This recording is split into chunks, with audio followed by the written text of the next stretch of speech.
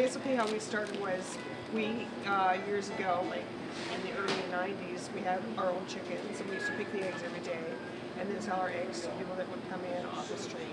And then we just put them out in the little shack out there and people would come in on the honor system. And then we started putting our freezer beef in there and then we would make jam. And then we'd go to craft shows with our jam and stuff.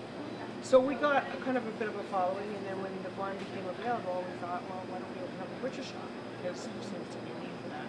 So then I went around and sourced local suppliers for chicken, and we had our own beef, but not enough, obviously, to supply the demand. So we sourced all local. And as far as competition for local markets around here in the meat, there's not really, like there's butcher shops, maybe a couple, even to find a good butcher. Most people can't find, there's no good butchers in Brampton anymore. It's sort of either the supermarket is your only other choice, right? Yeah. So it's word of mouth, people come, and I think there's a real need, and I think more people are coming and eating, maybe, instead of doing a major shop, they'll do like a couple of, you know, stops a week, pick up a few fresh things, or even stock the freezer with fresh meat from the. Okay. Yeah. And what season is your busiest? Like how do you know what, we're operating year round. Okay. Our busiest is obviously Christmas, Thanksgiving, Easter, and even major holidays. And then the rest of the year it's just steady with people that want to eat good food, right? What is the most popular item that people tend to come for? I would say the meat, for sure, the chicken, the beef. They're really concerned about how it's grown, and so they like the relationship with the supplier. And we also do a lot of catering, a lot of prepared foods, but again, because it's all made from scratch, we don't bring in any, like all our pot pies or all our baking, we don't bring in from the supplier and then just finish it off in the kitchen. We bake everything from scratch. Same as cooking everything from scratch. So, wow. Yeah. Sounds really successful. Yeah. Thank you. Thanks a lot. Good luck with your school. Thank you.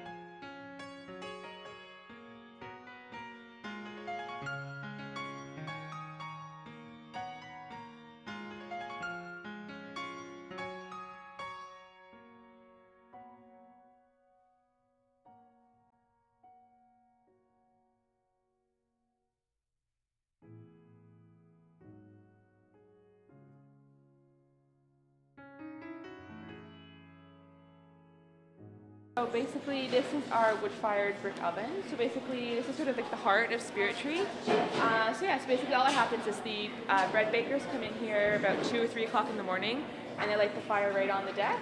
And that burns for about 4 to 5 hours until it gets to about 800 degrees Fahrenheit. And then we're gonna sort of move in a bit now.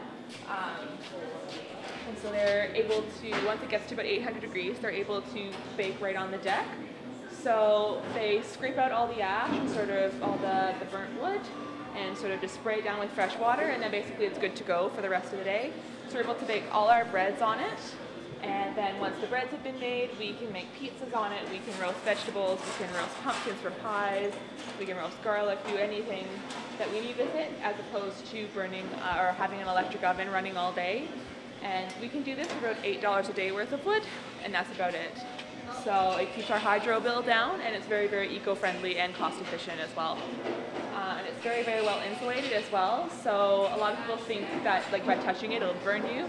That will never happen because it's so well insulated. So it's warm, you can definitely feel the heat, but it's not going to burn you even when it's all our cider's made.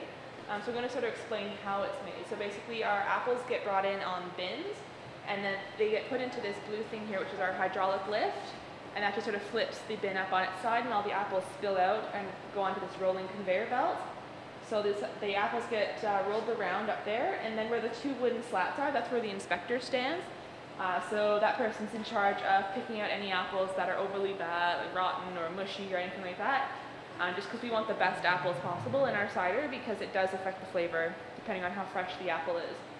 So then once they've been picked out and graded, they go through a washing system there. So the thing with the spouts there, that's our washing system. So it's just fresh well water. So there's no cleanser or anything, because it does affect the flavor if you put a cleanser on it. So once it's been washed, it goes up that blue elevator there in the back corner, and that just sort of raises them up. And then this thing here, I don't know, it's kind of hard to see in here today, but I think it says caution on it. That's called the hammer mill. And the apples get put into there, and that's where it gets chopped up into a fine pulp. And then sort of underneath there's a big cone. You can't really see it today. There's a big cone that collects the pulp underneath. And then the press operator takes the big tube that's up there in the corner and connects it to the bottom of the cone. And then basically he stands, and these are usually down, they're not up like this. And then he just sort of inserts the pulp into each of these slots. And then, so this is our press right here. So basically when one side is being filled, the other side is pressing. So it's constantly working. It's very, very time efficient, and it has to be, because there's only ever 2 people in here at a time, and they're responsible for making all the cider, so it has to be efficient. So then once these get pressed, the juice collects in a tray underneath. It's not actually there right now. But yeah, so it collects, and then if it's for alcoholic cider, in the back corner of this room, you can't see it, but there's a tube that connects down to the basement, which is where our cellar is, which I can show you next. And if it's for our fresh juice,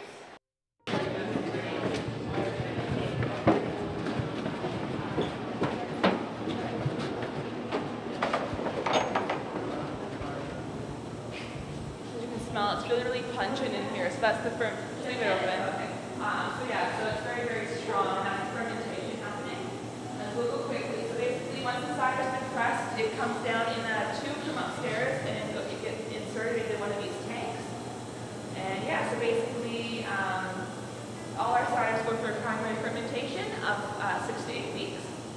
And then from that, our pub and our Perry style cider, they get sent off to be carbonated and bottled elsewhere, because we don't have either of those systems here.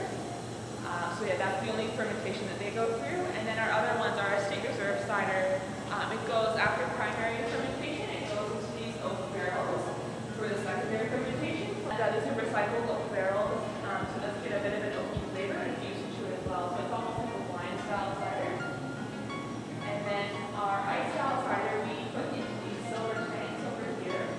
So are you familiar with how ice wine is made?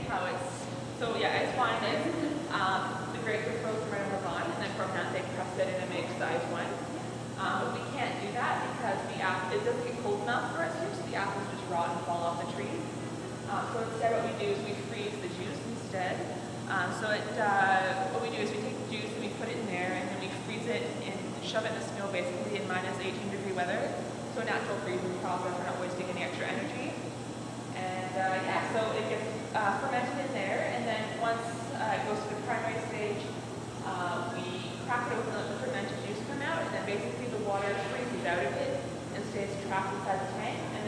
freeze and ferment juice, and again, the water freezes out of it. So it's sort of we repeat the process until it gets to the right consistency.